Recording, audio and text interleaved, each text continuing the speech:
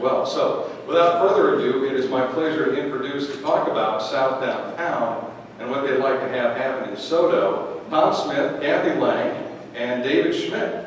I think we're starting with Tom. Let's make him feel welcome.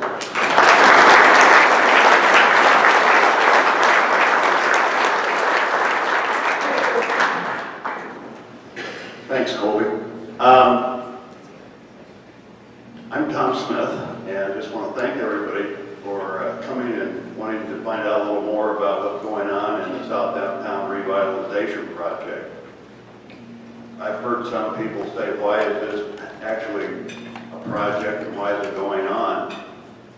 About a year and a half ago, some of the property owners actually in the north part of South Downtown, north of Lincoln Mall, we're experiencing some problems with vagrants and people who wanted to sleep in our garages and camp out at our back doors. So one of the things that we started discussing was the lack of feet on the street before 8 in the morning and after 5 at night. And there really isn't a lot of retail south of 10th Street that has any significant times available open after 5 in the evening. So got to talking about what we might do, and it kind of came to a point where we thought, well, maybe we'll hire a consultant. And about that time, the Lincoln Vital Signs program was released, and it turned out that further south was a significant poverty area in the community. So we visited with the Lincoln Community Foundation and decided to join arms and brought knife in because there's a serious housing problem in South Downtown. Formed a steering committee made up of members from Lincoln Community Foundation, the City of Lincoln, NIFA, and Dave Schmidt and I from the private sector. As you guys know, South Downtown is an important area of our city. Part of all of actually, city government, county government, state government operate pretty much within the boundaries of South Downtown. There's business, not much big business, but small business. There's housing, some not so good, some okay.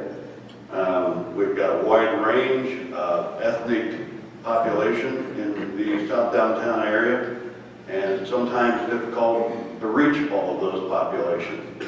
We've experienced some difficulty in trying to get those people to come to our meeting.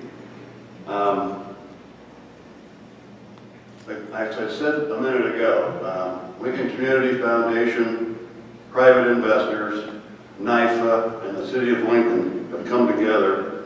We currently have approximately 40 people from the area. They could be renters, they could be owners, they could be business people, property owners, just people who are in the community. We've tried to engage as many of them as we can. We have about 40 people on our steering committee.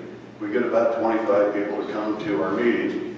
And our real issue is making sure that we get the community that we're trying to work with engaged so we completely understand what their needs are and what they want their community to be.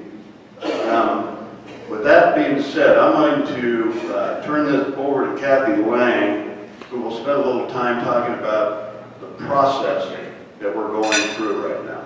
Thank you.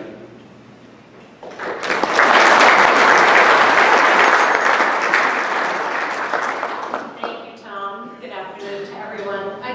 Kobe, I want to thank you for recognizing the effort that the South Downtown Revitalization Group is trying to make in terms of doing community outreach. What I want to present for you today is the process that we have gone through since May of this last year. And remember that the ultimate goal is to have public, private sector, and city government working together to transform this South Downtown area to help it become a stronger and vibrant city center, providing new opportunities for the people who live and work in the area. The first step in the planning process that began early in the spring of this year was a comprehensive information gathering effort led by grassroots organizations and a development consultant that was hired from St. Louis. The organization is called H3 Studio. And this process included personal interviews, meetings with business, government, and public safety representatives. There were 13 roundtable and focus groups, including in that group of meetings 131 people. There were 4 open houses, public meetings, that drew hundreds of people who live and work in the South Downtown area. And there were numerous other opportunities for people to provide input. So just to give you some of the numbers, we have a mailing list that includes 765 people. We have an email list that includes 485 people.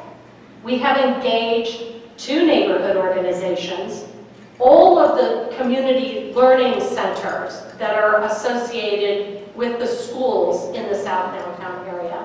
We also have a landlord group that includes 44 people. Now, H3 Consultants was here in the spring and held these meetings.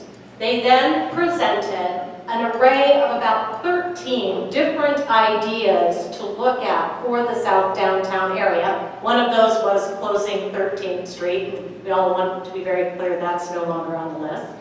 And then they came back as well in October. And I had the pleasure of attending the public meeting that was held at the Upstreet Center, where we had, I think, at least 200 people in attendance. We served pizza and we had a few beverages there, and H3 made their presentation to the community. What we heard at that meeting has sort of transformed what is happening right now. And what we were hearing from the community is they still feel that so many of the presentations about the South Downtown Revitalization Project are very focused in providing information, and they're not feeling, the community members aren't feeling that they're necessarily being heard. As well, we also know that ultimately, in the end, there will be a plan that is presented to the city. So what the city has proposed, and we are in that process right now, is for the city to bring together all of the entities of the city that are involved in planning to look at this array of these 13 ideas and provide some strategic focus, arraying these 13 ideas from, here's some ideas that we would be willing to consider, here's some ideas that we don't think match up well with the city planning process, and then obviously there's going to be a few that they're going to say you're going to have to fight to the death for these. And through that process, which is ongoing right now and we hope will be completed in early January, it will help the conversation about South Downtown to be much more focused on those ideas that can actually come to fruition. So please stay tuned. There's more to come, and H3 will be coming back probably in January or so to do another either 1 or 2 series of public meetings engaging not only those that live and work in the South Downtown area, but all of the Lincoln community, because we are all impacted by what will happen there. And now I'm going to turn it over to Dave Schmidt, who's going to talk a little bit more about the development process. Thank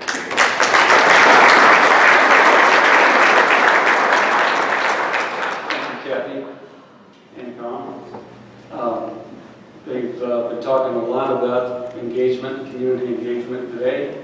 I suppose you guys want to hear about some meat and potatoes in this program that H3 Studios has come up with so far. Well, as we've heard, it's an ongoing process, and the city will be involved. So we don't know exactly what's coming down the road, but we're working on it. We're working hard, and hopefully in January we'll see some real meat and potatoes. At this point, I will tell you some problems. We've heard that there's a housing problem in Soto, and there truly is. Here's some factoids I'll throw out. There's about 93% of the occupants of Soto are renters right now. So that means 7% are owner-occupant. there's about 575 units, either apartment units or homes, that are vacant in this area. We know about the problems of poverty. 2 out of the 6 areas in Lincoln, the zip codes that are in poverty, high poverty, are in SODO. The other thing that we're dealing with in SODO is that 50%, and this comes from H3 Studios, 50% of the land mass, which is over 200 blocks, is public property. So that leaves 50% that is in private hands. They said that is extremely high and something that they have not been dealing with in other cities. So that's a problem. We have wide right-of-ways which could be used for parking. There's a need for parking. So we've got a number of issues. We've also got all the slip-in apartments that are in the neighborhood. What do we do to improve those? And they've deteriorated. Some of them are 50, 60 years old by now. So we've got our issues. We've got our hurdles. I'll give you just a real brief update as to what H3 Studios has come up with on a couple of housing ideas. Transition more existing SODO tenants to owner, and I'm sure that we're going to need NeighborWorks to help in this process. We want to get some of these apartments that were converted to deconvert back into single-family homes. Provide quality options for long-term renter, rehab and maintain existing housing stock. Obviously, we need the city on board to help us to investigate some of these bad houses that we have and properties that are vacant and make them viable again. Replace vacant and obsolete housing, as I mentioned, develop a diverse range of housing types. So there would be mixed use involved, and some of that probably would be in the north part of downtown. Improve design and compatibility of housing, and along with all this, possible new zoning code that would allow for different types of housing in mixed use. With that, I think I'll say my last words unless there's some questions. And maybe we can all answer whatever you have, and I'll be glad to take the first one.